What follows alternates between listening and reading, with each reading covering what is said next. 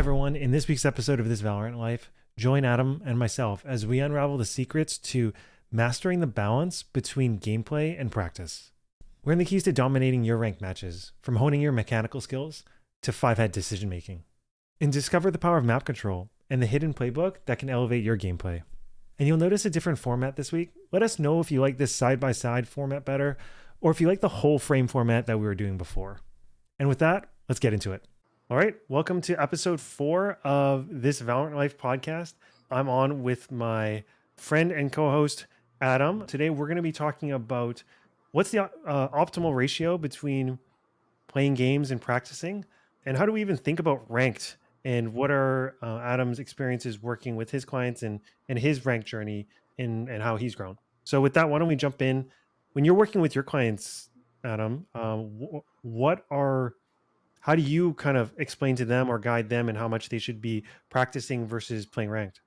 I think it definitely depends on your current rank, but for the majority of players, a little bit of mechanical focus first as like a warm up or a brief introduction into the game is a little bit more crucial. So as a rough guideline, just throwing out arbitrary numbers, let's say like a 30-minute warm up followed by 3 to 4 rank games, or however much your energy levels can take you, whether or not that be more or less, and then concluded with either self-reflection, so that could be in the term of a VOD review, but majority of the time, you can just end your session there and that's okay. But if you're trying to take it one step further, you could do some VOD reviews, you could do some custom work, you can do maybe even another aim routine, something like that. But that's kind of how I view it in terms of, I guess, practicing and going a little bit more in depth. Like, let's say you're newer to the game, I think it's a little bit more crucial that you just don't even think about playing ranked, and you're just getting the fundamentals down first. So you could do this in the range, you could do this in deathmatch, and then maybe you sprinkle in some rank just for fun or to see what it's like in a maybe Let me more jump real in there. environment. What do you think is the rank under which it's just super important to work on your fundamentals? Definitely anything below gold. Once you Okay. reach gold, maybe plat level, you could start experimenting with learning lineups, or maybe even pre-round positioning, or certain playbooks. I think that's kind of when you kind of sprinkle in. But before that, you just take as many duels as you can and make sure you can actually shoot back. And that is because that's kind of the fundamental building block of playing Valorant, is at some point you need to be able to take duels and click heads. Exactly, especially in ranked, since it's a little bit more of a simplistic game. You have to be able to get your kills eventually. And so in your mind, what would be the breakdown of the mechanical fundamentals that players should be practicing? Like what is the list of those mechanical fundamentals? The super basic point, I guess, would be crosshair placement on the head level. I think majority of players know that now. So after that, I would probably say getting your pre-aim and then your peek down. So I guess this would just be movement or peeking in general, that kind of combined, and making sure you're comfortable with getting kills with just your crosshair placement. And then after that, you can kind of experiment a little bit more with, incorporating your aim to get some of these multi-frags or maybe even spraying. But until you're comfortable with peeking and getting the kill instantly, or like somewhat instantly off of crosshair placement, you shouldn't be considering spraying at all. It should just be like Okay. 1 or 2 bullets, maybe even some burst, but no spraying. And then, yeah. No, and the thing underlying this is just these are translatable habits that will support you in your future rank journey, as opposed to, let's say, you could probably get past gold just crouching an Odin, just crouching and spraying, but it's going to get you punished later. Like, is my understanding there correct? And I, like, if you were to kind of bring this into sports terms or something, I don't really play much sports, but like, I don't know, if you were playing basketball or something and you didn't know how to dribble, then you're not really going to be able to offer much to your team. Maybe if you're like a really good shot, you could just throw where you're standing, but you have to get that movement down first and then go from there. And where would you factor in? So you talked about crosshair placement, like head level, right? And then peaking, like pre-aiming and peaking. And then where would you bring in? Because I've actually found this super useful ever since you showed me, was like when you're kind of peeking through an off angle, just tracking the corner, but with like a gap, so that, and I've actually, like, rather than just peeking a corner and wide swinging and just aiming like into the abyss and then trying to re-aim, like this idea of almost like peeking with a gap on the corner has made it way easier for me to take these off angle fights. But like, where would you add the tracking of the corner into this as a fundamental, or do you think that's a more advanced thing? It's definitely more of an advanced thing, but since you're asking, I would say like if I were to throw out some numbers again, if you get the pre-aiming and peeking thing down, you're Hmm. probably gonna win 70% of your gun duels, and like in your Hmm. mind, like that's all you need to know. And then Hmm. the times that you die to it, or like die because your crosshair is in the wall, is just like whatever. But like Hmm. really good players kind of know that 20 to 30% where you kind of do need to live your like give yourself that gap to Hmm. convert those duels. And like you said, typically that is more for off angles, or like if you're scaling on a site and you need to do it quickly and you're Hmm. scared of them peeking into you. So like on Hmm. those 20 to 30% duels, like if you can recognize like this is a time to hold wide rather than pre-aiming into the wall, and you can Hmm. convert that, like that's where I think you become a really good player. But to be honest, I think you could probably just pre-aim crutch and peek out Hmm. and like do that all the way up Hmm. until immortal or even higher. Hmm. But if you can kind of understand when it's better to hold wide, you get a lot more kills than your teammates would never Hmm. get, just because Hmm. it's just so overlooked. And I know for like people use the term crosshair placement like so often, right? It's like just work on your crosshair placement, work on your placement. But I noticed that when I focus on it, and I'm sure like this is at the same at every level, is that if you have really good crosshair placement, the game fundamentally feels like pretty easy sometimes. Hmm. Whereas if you don't have crosshair placement, like it's always a struggle. Like you're all and I'm sure if you don't have crosshair placement, my guess would be you have way more volatility in your performance. Like sometimes you're cracked and sometimes you can't hit the side of a barn. Whereas I think if you have good crosshair placement, you're like fundamentally a way more consistent player. And that is very true. And just to kind of like put in some real like player examples, like if you normally play really high sensitivity, you can kind of crutch on your speed of your sense, because you don't actually have to be, your crosshair doesn't have to be close to the angle, and you can kind of flick over. But the problem becomes where like the enemy player has really good crosshair placement and then peeks you and you just instantly die. So there's two ways you can kind of approach this. People with really, really low sense, on the extremes, I would say, like really low sense, they have to prioritize their crosshair placement because they Mhm, physically can't move that fast. mhm, So they're able to kind of like get the kill with that alone. And like the micro adjustments are easier. And then with really mhm, high sense players, again, like because they're on high sense, they're able to kind of angle snap a little bit faster. So mhm, PRX something is a great example of this. mhm, That guy's crosshair placement is got like near perfect, and he plays on extremely high sense. So he's able to kind of have consistency in his gameplay, like you said, because even though mhm, he's playing high sense, he's made it a big fundamental thing for him to be able to have good crosshair placement. Whereas like mhm. if he was just a high sense player with bad crosshair placement, he wouldn't be as good as he was. And so like in terms of like working on that, like the way I was thinking about this is my journey. Like I started playing ice hockey in university. Ice hockey, like many sports, is a game where you have to have the puck on your stick. Like that's part of playing the game is having the puck on your stick. But in a game, you might touch the puck like 15, 20 times, right? But if you're practicing, if you're like in like a skills development course or class, like you're touching the puck for the whole hour because you get to just practice, right? Whereas in a game, you're touching it maybe like 2 minutes total out of an hour. And that's what got me thinking a bit about like fundamentally in a ranked game, let's say you have like 30 gunfights, but in a 10-minute death match, you probably have 60 gunfights. So like if you just play 4 death matches, you've like quadrupled, quintupled the amount of gunfights. And so you're if you prioritize playing your death matches like one to one in terms of time, like death matches to ranked, then you're gonna get as long as you're being really intentional how you're practicing, your crosshair placement is gonna exponentially improve by doing that versus just playing 2 ranked games. Hmm. Like, so do you like incentivize some of your lower ranked players to just DM more rather than play more ranked? Or like how do you get that ratio working for them so they actually get enough reps?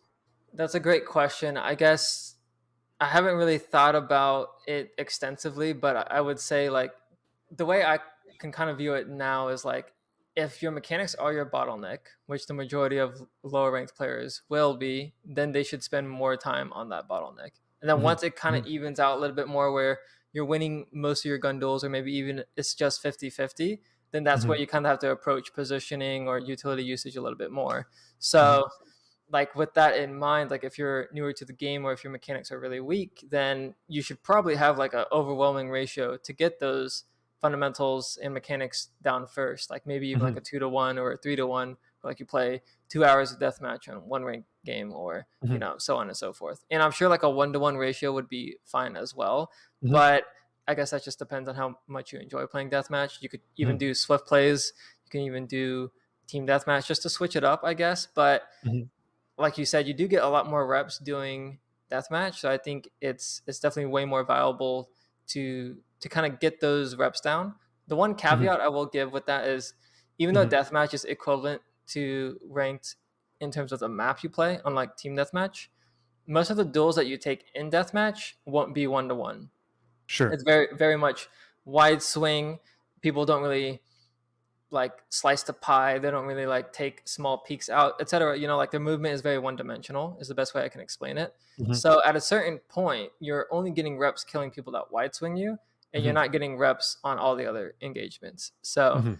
once you're comfortable killing people with your wide swing, then that's, I think, maybe where you kind of explore team deathmatch, because then you can kind of do shorter peaks. You can use Yep. util, and then Mhm. maybe you explore swift play, ranked, unrated, etc. But just understand that like deathmatch is great to increase your wide swinging mechanics, because that's all you do, and then Mhm. killing people that wide swing you. But to get everything Mhm. else down, you might want to explore the range, or like I said, other non-competitive game modes. Well, and then it seems like team deathmatch now, with the addition of that to the game, can expand the practice you get, because team deathmatch has, I think, on balance, like way more normal 50-50 fights compared to, because you're generally not getting shot in the back than regular deathmatch. Right.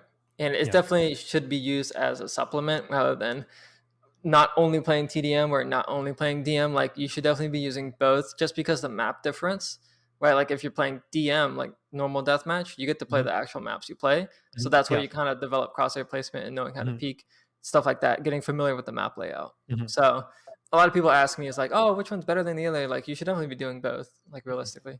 Regular deathmatch, just because everyone else is wide swinging doesn't mean you have to wide swing, right? Like I think a lot of times, like you're incentivized to play fast so you don't get shot in the back, but to really improve, you're probably better off slicing the pie, and sometimes you get shot in the back, like you just live with it, rather than just creating these bad habits of just like kind of flooding onto sight and not actually peeking every angle. 100%. And one thing I want to add to that is a lot of people play deathmatch to win. I remember looking at my tracker to look at Yep. my history on death matches, and just looking at the ranks. I was losing death matches consistently to like plats, golds. Like they were the ones winning, like plats or golds. And Yeah. meanwhile, me as a radiant is just like 20 kills. And like Yeah. that's multitude of reasons, but mainly I think it's because I'm not playing the deathmatch to win. I'm just Yeah. trying to replicate the fights as I would take them in a real game. Hmm. So Hmm. that's really important. And to do that, maybe it's useful for players to. So I recommend it to not play with audio. But I find Yeah. that if you do play with audio, you kind of just hear too much, and then you get overwhelmed and you just start holding angles, Hmm. and trying to not get shot in the back. But So let's say like a player has progressed to diamond, speaking for myself, right? Or high plat. And, I'm going to continue work on DMs and stuff like that. Like how much time between playing and other stuff should we be ideally spending time on? Like in my mind, there's playing time, like ranked, right? But there's also VOD reviewing. And there's also, just jumping in customs and testing out lineups, and then there's the DM stuff to maintain gunfights and gunfight hygiene. Like, what do you think an optimal split for that looks like once you're past just the basic mechanical fundamentals? that's a great question. I would say if you have all the time in the world, you should at least fulfill your quota of playing your ranked game. So whether that be 3 to 5, whatever it may be, due to Mhm. your energy levels, filling your quota is really important, just so you can kind of understand what works and what doesn't. If you have extra time, or if you can't get that quota and you kind of want to be a little bit more efficient with it, then you should definitely be spending more time to get your mechanics down. So let's say you have 3 hours, right? You would probably split it 1 hour, 1 hour, 1 hour to Hmm. doing mechanical training and then some type of game sense training to improve your decision making. So that could be self VOD review or VOD reviewing higher level players. And then the last hour would just be trying to implement some of that Hmm. and playing one ranked game, or if you get a really quick one, you could try to play two. But like if you had 3 hours and you're trying to be like super well rounded for a diamond player, that's where I would go. Okay. So that in your mind would be better than 20 minutes of DM warm up and 2 to 3 ranked games. Probably. I think it will heavily depend on the player. So the caveat I will put here is like if your Hmm. mechanics are already really good, then Hmm. doing this 1-1-1 split would be a lot more beneficial Hmm. because then you have that full hour for learning how to play the game at a higher level. Hmm. And Hmm. then if you're like, let's say like your mechanics and or sorry, if your game sense already really good, like your decision making, then maybe that 20 and then 3 ranked game split would be a little bit better because now you're trying to implement and just get some reps and seeing Hmm. like testing what you already reviewed. So Hmm. I think it definitely Hmm. depends, but for the majority of players I see, I would say a little bit of review would go a long way. This is kind of in alignment with what we've talked about before, which is like, while there are general recommendations, like a big part of this is tailoring and like listening and reflecting on like what works best for you, right? Like if if you think your skills or your lack is in a certain area, then your training should be reflective of that. It shouldn't just be like, this is what people say and therefore I do it. Maybe what about aim training? Because I actually have some interesting feedback on this and I'd love to get your thoughts on it. But like, we've talked about mostly in-game stuff in terms of practicing versus playing. And then where does aim training come in? This is a hot topic. A lot of people think it's useful. A lot of people don't think it's necessary. I'm on the boat that it is just really efficient. So if you have extra time or if you're really interested in the raw aiming aspect, it's very useful to do. But I would say like if you're one of those players that either isn't super interested in it or just isn't taking the game super serious, then you can definitely improve without it. You Mhm. can play the range, you can play deathmatch, you can get to a pretty high rank, and there are pro players that have gotten to the level they have now without aim trainers just because it wasn't popular before. But I imagine if they were to go back and do it again, they would supplement some of their training with aim training. At least if they're serious about it, I think. So supposedly Zaiwu is never aim trained. That doesn't surprise me specifically because that guy's grip is so palm grip oriented, and Mhm. not a lot of heavy aim training people use that A type palm of grip. style. Yeah. Mhm. So I got aim training with Mini God. I had a session with him. It was actually really good. It really helped me understand the things that I need to work on. And he gave me that I need to work on my flick technique, which is flicking to a target and then micro correcting and like really actually focusing on the speed of that, like really committing to it rather than what I would try to do, which is kind of like hover my mouse over, because I didn't have full belief and control in my mouse movement. And so I really improved at aim training. But what I found it doing in my games was because I had so much focus on like flicking and clicking as quickly as I could, I was getting back into this habit of like panic flicking, shooting is like right away. Like like really not making use of the first shot accuracy in Valorant. And I noticed that like because I was doing so much aim training and so little in-game DM, it was actually like degrading my I think it like fundamentally my mouse skills improved, but my in-game performance decreased because I wasn't really adequately matching my aim training with in-game work. And so like it was ingraining these like bad habits of trying to flick as quickly as possible and just like clicking as quickly as possible. Have you seen that with clients before? Yes, I used to be one of those actually because I spent way too much time aim training. Like even now, my headshot percentage is very low, which you would think if you aim trained a lot, your head percentage would be higher. Mhm. But I think the distinguish or like the thing that you have to distinguish there is like there's two separate techniques, like technique in an aim trainer to kind of maximize your score, and then technique in the video game or like that you're playing. So in this case, Mhm. Valorant to kind of like Mhm. maximize your chances of getting a kill. And like they're not the same. I find that like if you're going to aim train, in Valorant, or to increase your level into Valorant. One, speed is very important. So I'm glad that that's being addressed, because I think if you don't have the speed, you can't snap from each angle to each angle if Yes. someone's going to From, like. from just a pure crosshair placement Exactly. perspective, right? You're like switching from this angle and then you're snapping to the next. Whereas Hmm. I would just kind of like slowly hover, Hmm. which is not ideal, right? And Right. that's like fundamentally mouse control, which is aim Mhm. training. And that's a very high, like a very important skill to know. So if you're training speed and like it's translating into your like crosshair placement for angle snapping, then I think it's very good. But like where it kind of maybe becomes a little bit detrimental, like you said, is when you're just really focusing on speed versus like getting that first shot accuracy on your like in your gun duels, then it becomes kind of bad. So like you said, it's like a fine line to kind of walk, because you don't want to be so heavily on the aim trainer that your technique in game becomes bad.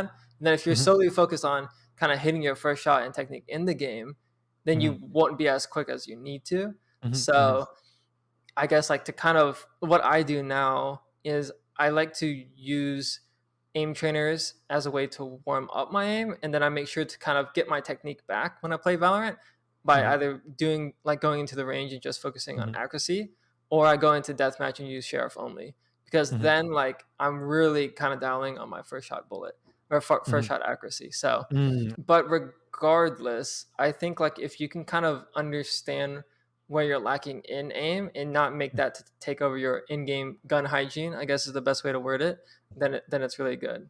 This is a total aside because I was meaning to ask this earlier, but then we followed a different thread, which is Okay. so when we're talking about crosshair placement, you're talking about high sense versus low sense. And it'll be interesting because EG is playing PRX and Demon 1 is like exceptionally low sense Hmm. and PRX something is very, very high sense. And so my provocative question for you is whoever wins this match, it's gonna end the debate, right? Like whoever wins, that's the king of high sense versus low sense, right? Honestly, like I thought about that too, and I feel like that's something that I would use to justify playing on either or for me. But yeah, at the end of the I day, it just probably doesn't matter. I just find it crazy that Demon One can actually aim with such low sense. Yes, I think so too. And the most impressive part about it is he's so fast. He's Like so fast. so fast. Like I can't Yeah. replicate it at all on his sense, or Well, even because slightly higher. in my mind, when you think of a low sense player, you think of the way kind of Ye plays, which is Hmm. like super, super methodical. And Demon One can do that, but like he's kind of known for the flashy, like, updraft dash crazy plays, and he still hits his shot, right? Hmm. It's Yeah. very crazy. Okay, well then what about ranked play? Ranked, unlike, if you were playing youth sports or any other sport, you might practice and you play. So the practice is purely to get better and work on things. And then to play is to perform, to ultimately the result matters. Ranked is kind of both, right? Like in ranked, there's certain things you can only practice in ranked. And yet ranked for most players, unless you have like competitive scrims through like a college team or a tier two or a pro team, there's nothing else. So like how like when you think about it, when you help your clients or people improve, like do you think about ranked as practice or is it performing or is it a bit of both?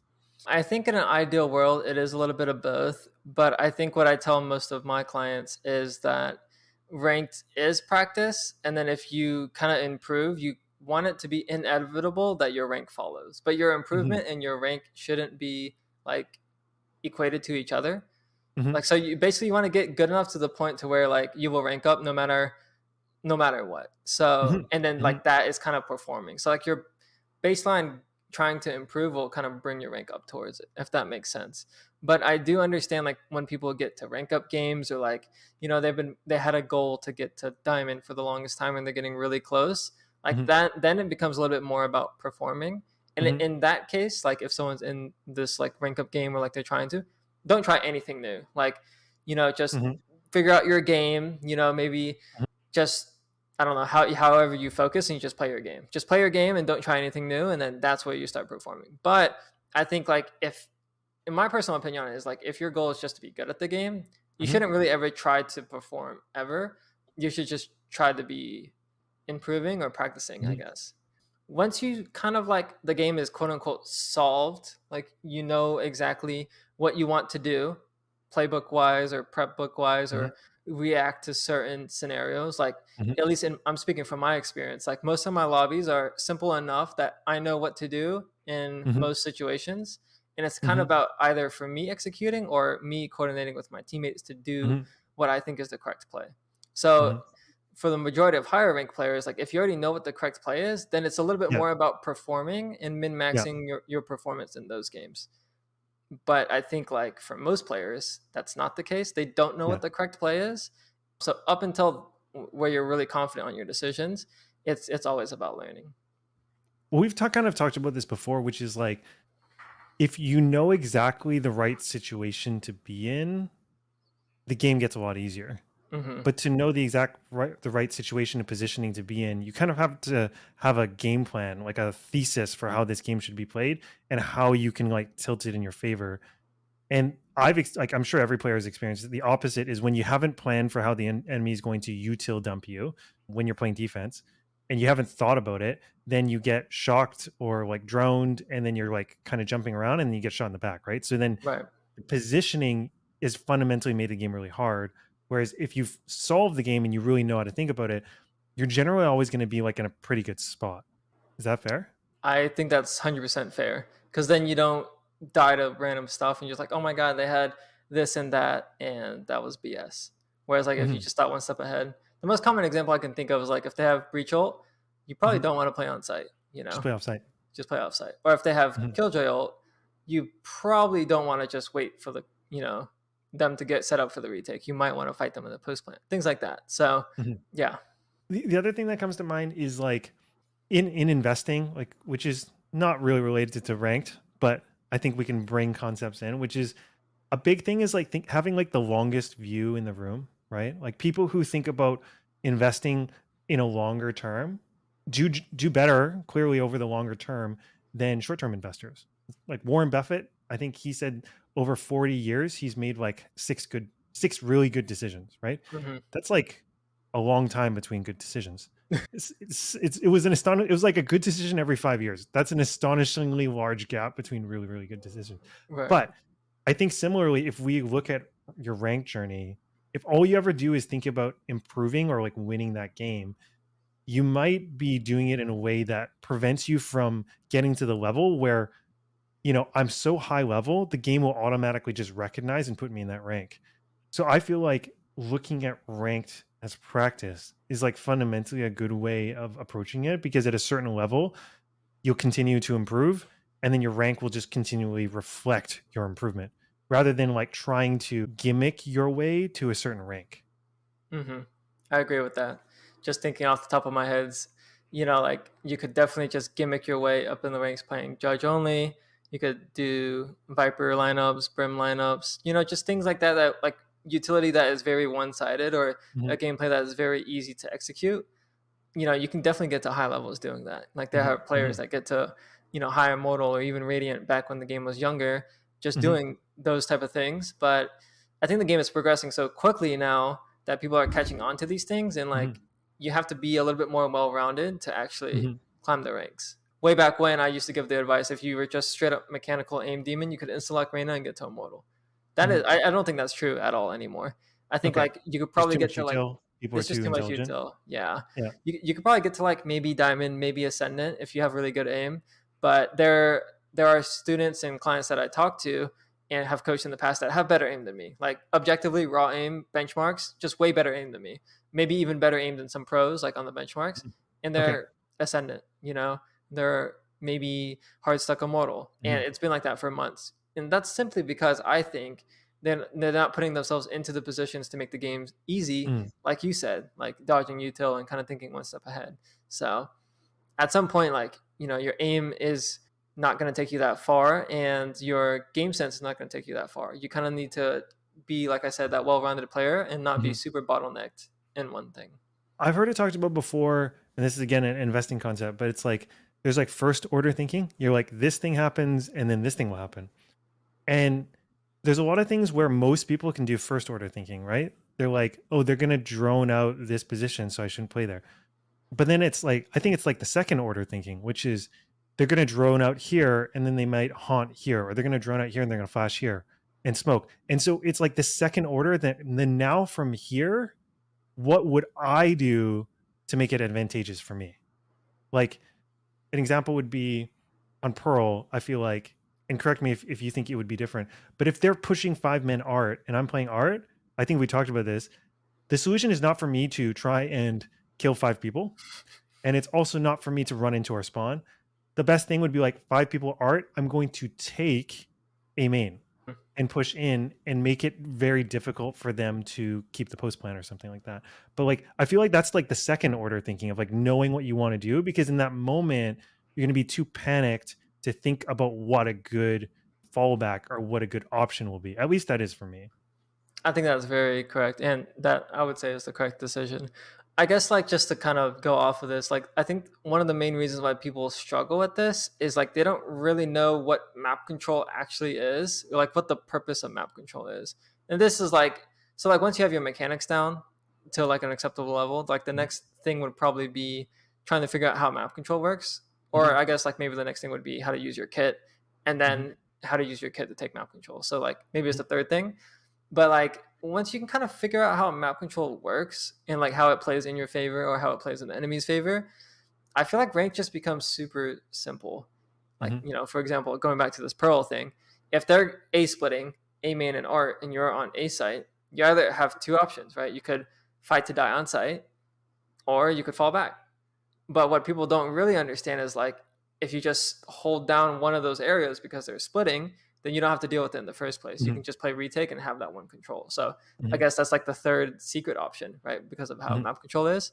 But a part of that, I would say, is also recognizing where your teammate is, right? Mm-hmm. Like, if your teammate is a main and you're watching art and they're flooding 3 art, you're probably better off if the teammate has fallen off, you should probably fall off. And if he's pushing a main, you got to go fight with him. Like that's probably Mm-hmm. the best option, even if you both die, right? Right. Like Strength in that's the numbers. thing that I don't process well is like I'll kind of make my decisions in isolation. When my decisions get amplified or disamplified by whether I'm actually making it make sense within the context of what my teammates are doing. Yeah, that is a really hard thing to do in ranked, especially because one, people don't communicate all the time, Mhm. and two, they don't know, like they aren't thinking about what you're thinking, or like they don't Mhm. know what the right play is, and maybe you don't know what the right play is, or like Mhm. we're just on different pages, right? Mhm. So that's why ranked is super hard. So Mhm. that's probably like the most underrated skill in ranked is being able to adapt to what your teammates are doing, Mhm. because then like even if it's the wrong play, it probably will work out.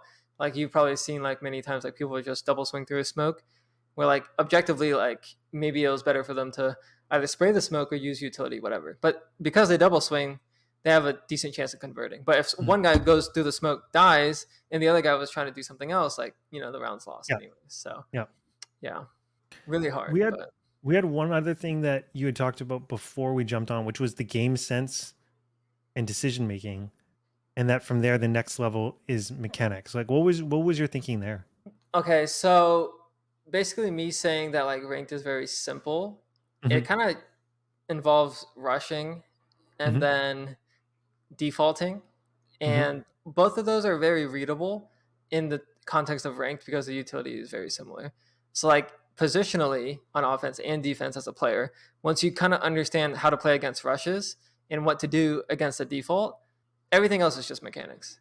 So referencing like pro players in ranked, I just watched the Jingvad earlier today. You know, he just went A ramp every round on defense on split, jump Mhm. peek got info, and then rotated ropes. This was And then with Rays, right? He was playing Rays. yeah, he was playing Rays, and like of course, like if he was in a pro team and he was playing a scrim or a match, like he's not going to be doing the same thing every round. Mhm. But because Mhm. ranked, you have like you know that if they come A and he's A ramp, great. You know he can like get those fights he wants. You know if they don't go A, he can get info. They're not A, and then he can rotate mid. Mhm. And so like the difference, like if I were to replicate his exact playbook, the bottleneck then would be my mechanics, because Mm. then he would swing into Yes. 3 or 4 and get 2 kills. Meanwhile, Yes. I would swing into 3 or 4 and get one. But like you can see the decision making is exactly the same. I would do the exact same thing that he would do because it's very simple what he does. Mhm. And I guess like if you think about it like this, the better you are mechanically, the simpler your gameplay should be. Mm. Whereas like if you have really bad mechanics, you kind of need to go into gimmicks or like really try to outposition your opponent to really get But the I would upper say to hand. take that at a deeper level, it would mean that you need to be reflective or self-aware enough to understand which parts of a player's playbook you should copy and which parts you shouldn't. Hmm. Right? Like I was like, even if Zekin can hit like a crack angle, like just a tiny like line peak, just because he can do it and he can try it doesn't mean that that's probably a useful playbook for you, because probably never going to hit it. Right. And I guess that's like the really hard thing to improve at Valorant is like even if you study these better players and they have their own playstyle that works for them and they think it's solved for them because they do Mm-hmm. it every time and it works, doesn't Mm-hmm. necessarily mean it'll work for you. And I think Mm-hmm. like for me this kind of really applies on Fracture. My win rate on Fracture this Okay. act is not great. I have a really good understanding of the map, how people play it. I've watched a lot of people on different agents, whatever. I have a really good understanding of how the map works. I have a 30% win rate on the map. And I think Okay. it's specifically because, like, even though I know all this stuff, it doesn't work for me. So, Okay. like, I need to stick to what works with that map. And for me, what Sure. works for that map is just taking A main fights or, Okay. pinching arcade and dish or whatever. And, like, I was trying to do all these other things, and, like, maybe the context wasn't right, or maybe I didn't have the raw aim to pull it off, or, the comfort for it. Demon 1, for example, he just fights B main every round. And when I think about it, I can't take the B main fight because I'm scared of the op, or like them just gonna be posted on the angle. But he just swings and kills them, you know. So it's a hard thing, That's like a hard fight to win. But it I'm is. guessing that points to a bigger fundamental like underlying thing, which is I think at a lower level you just copy the playbook, copy and paste. There's no thinking because you literally don't know anything, right? Hmm. And I think as you get further into your rank journey, then it's about, okay, so they're making these plays, which is you can just copy and paste. But really the next level is they're making these plays. Why are they making these plays? Does that align with who I am as a player and like my strengths and weaknesses? And then based on those principles, understanding my own strengths and weaknesses, what is a strategy for me then? Like based on these principles, they do it this, these are my strengths, and then how do I express it through my strengths rather than exactly how they do it? Like, is that Hmm. fair? I think that's well said. And like the quick thing I want to touch on this is like maybe you can think about your playbook or decision making like in terms of levels. So like with a really high complex playbook, you might be a little bit more mechanically bottlenecked because you're trying to outplay them with like certain util and retakes and Mm-hmm, things like mm-hmm, that. And then like as you kind of get closer together, your playbook and your mechanics simplify. And then mm-hmm, when your mechanics get even better, this is kind of where Smurf playbook comes in. When you're just overwhelmingly mechanically better than the enemy team, you just play as simple as possible. You look for gun duels, you play middle of the map, you look for mm-hmm, picks, you fast rotate, things like that. And like that objectively is the least complex way to play the game, or I guess in other words, the most simple way to play the game. You just stand in the middle of the map and then rotate to where they are. You're just like mm-hmm, a mm-hmm, little kid, mm-hmm, and because of that, your mechanics are so good you'll be able to pull it off. mm-hmm, And like I guess like if we're going back into the learning aspect of this, if your bottleneck is mechanics and you're not trying to win or perform, but you're trying to practice, maybe it is good for you to just remove all of that complexity in your playbook and just try Smurf playbook in air quotes to level up your mechanics. And of mm-hmm, course, mm-hmm. you To will force derank. your mechanics to improve. Exactly. And then you can Mm-hmm, kind of go that way. And then vice versa. mm-hmm. Yeah. Like in a game specific situation. Mm. Cool.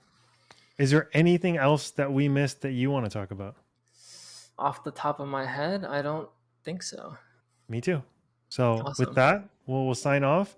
Thanks for listening to this episode, and until next time, Until next time. see you later.